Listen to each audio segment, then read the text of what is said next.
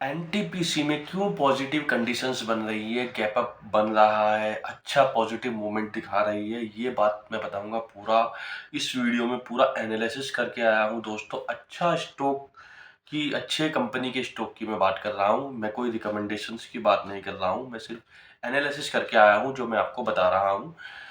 मैं वैल्यूएशन की बात करूंगा, मैं इसके आरओई की बात करूंगा दोस्तों, और उसके बाद में एक न्यूज़ जो आई है, मतलब जो पॉजिटिव है इसके लिए, एनटीपीसी के लिए, उसके बारे में मैं बताने की कोशिश करूंगा। एनालिसिस क्या कहते हैं वो मैं बताने की कोशिश करूंगा। किस तरह के रिजल्ट्स एक्सपेक्ट कर रहे हैं इस Q2 2026, Q2 के फाइनेंशियल ईयर में 2026 के। और चार्ट के माध्यम से भी मैं जो एनालिसिस किया है वो भी मैं बताने की कोशिश करूंगा डिटेल में। तो बिल्कुल भी स्किप मत करना, लाइक कर देना, सब्सक्राइब कर देना, कमेंट कर देना, शेयर कर देना मेरी वीडियो को, ताकि और भी ज़्यादा से ज़्यादा लोग फ़ायदा उठा लें दोस्तों। तो सबसे पहले मैं वैल्यूएशन की बात कर देता हूँ। 13 के पी पर अभी ये ट्रेड कर रहा है, 347 रुपये इसका भाव है। अब सोचने वाली बात यह है, 450 रुपये के हाई इसने बनाया था, वहाँ से इसके अंदर करेक्शन आया, गिरावट आई, प्रॉफिट बुकिंग, हम मुझे कहना चाहिए गिरावट तो एक निगेटिव होता है, डिमोटिवेट करता है इन्वेस्टर्स को, लेकिन गिरावट किसी भी स्टॉक के लिए हेल्दी माना जाता है, प्रॉफिट बुकिंग हेल्दी माना जाता है। ये मैं हमेशा कहता हूँ, अच्छे स्टॉक की ये खास बात होती है। तो खैर, मतलब मेरा कहने का है कि अच्छे सस्ते वैल्यूएशन पर ये मिल रहा है, क्योंकि 450 पर इसका वैल्यूएशन कुछ और 18-20 रहा होगा। तो अभी लगभग अगर मैं बात करूँ, ये 25% के डिस्काउंट पर ये मिल रहा है। तो 347 रुपये के भाव पर इतना पी होना, बढ़िया वैल्यूएशन पर, सस्ते वैल्यूएशन पर ये मिल रहा है। अब मैं बात करता हूँ आरओ की। 13 का इसका आरओ है, रिटर्न ऑन इक्विटी, यानी कि अच्छे सस्ते रिटर्न ऑन इक्विटी इसका बढ़िया है, बढ़िया प्रॉफिट ये कंपनी जो है अपने प्रोमोटर्स को बना करके देती है।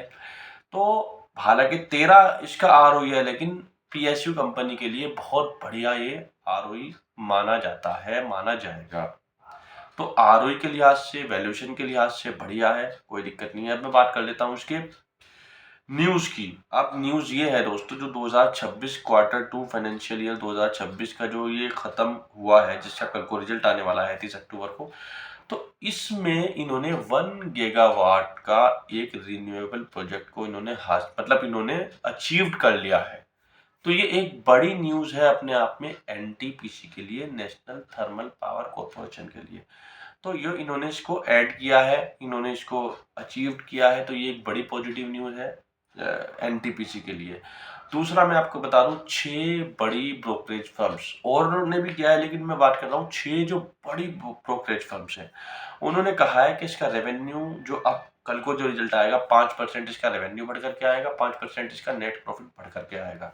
तो अपने आप में एक पॉजिटिव संकेत देता है, पॉजिटिविटी देता है इस स्टॉक के लिए। इसीलिए आज भी इसमें लगभग 2.5% की बढ़ोतरी हमें देखने को मिली, क्योंकि रिजल्ट इसके अच्छे हैं। एनालिसिस जो, अगर मैं दूसरी बात करूं, 24 एनालिसिस, जो टोटल 24 एनालिसिस है, 24 एनालिसिस में से 11 ने स्ट्रॉन्ग बाई रेटिंग दे रखी है। ये मैं नहीं कह रहा हूँ, ये जो एनालिसिस है उन्होंने कहा है, ये मैं नहीं कह रहा हूँ, मेरी कोई रिकमेंडेशंस नहीं है दोस्तों। मैं तो अच्छा स्टॉक ढूंढ करके लेकर आता हूँ, पूरी एनालिसिस करके लेकर के आता हूँ, आपको बताने की, समझाने की कोशिश करता हूँ। तो ये तो थी ये बात। अब मैं लास्ट में जो चार्ट के माध्यम से बताने की कोशिश करूंगा। चार्ट, अगर मैं लेवल की बात करूं, तो 347 रुपए का इसका एक स्ट्रॉन्ग रेजिस्टेंस है ऊपर की तरफ। अगर ये 347 को तोड़ेगा 350, 350 को तोड़ेगा 355, 355 को तोड़ेगा 360, तो ये एक रेजिस्टेंस है। उसके बाद जो मैंने आपको बताया। और आरएसआई की बात करूं, डेली कैंडल पर 60 का है, वीकली कैंडल पर 55 का है, मंथली कैंडल पर भी 55 का है। साफ दिख रहा है करेक्शन इसमें आया है, लेकिन 450 रुपए से अगर मैं बात करूं, 450 रुपए से जब इसके अंदर प्रॉफिट बुकिंग आई, गिरावट आई, जो कि हेल्दी माना जाता है, ये 300 रुपए के लेवल तक इसने लो बनाया था, लेकिन 300 रुपए से फिर ये चलना शुरू हुआ और पॉजिटिविटी आई, और यहाँ अब ये 347 रुपए के लेवल, इस लेवल पर 347 रुपए के लेवल पर रेजिस्ट कर रहा है, रेजिस्टेंस का सामना कर रहा है। तो मेरी वीडियो यहीं तक थी। अगर मेरी वीडियो अच्छी लगी है, सब्सक्राइब कर देना, चैनल को लाइक कर देना, कमेंट कर देना, शेयर कर देना। तब तक के लिए गुड बाय दोस्तों।